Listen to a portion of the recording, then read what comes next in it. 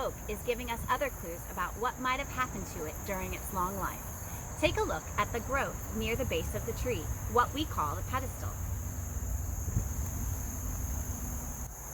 If you've been to an art museum, you've probably seen a pedestal, like the picture that I have right here.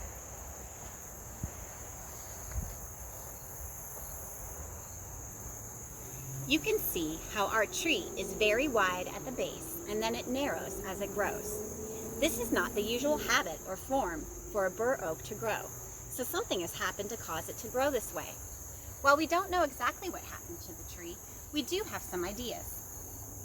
One idea is the tree was attacked by a disease. The bottom part of the tree, above the roots but separate from the trunk, what foresters sometimes call the butt of the tree, can become infected with a fungus.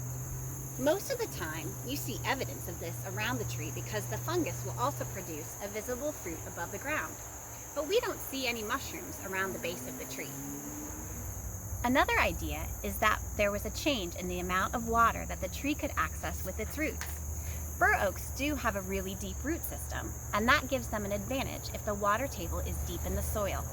However, since Dayton and Wegersund sit on top of a large buried supply of fresh water, called the Great Miami Buried Valley Aquifer, and the water table is shallow here. Plus, the tree is really growing very close to the Stillwater River. It isn't likely that the tree suffered from a lack of water.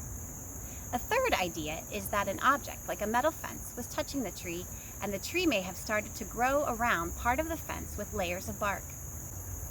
The bark has round tissues inside, like your veins, that carry nutrients and transport food.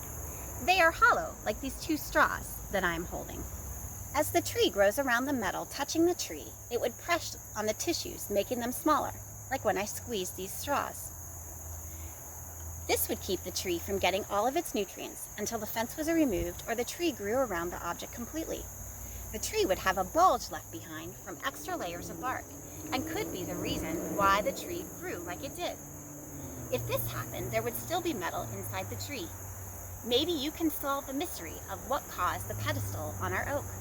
Can you think of a way you might be able to test one of these theories?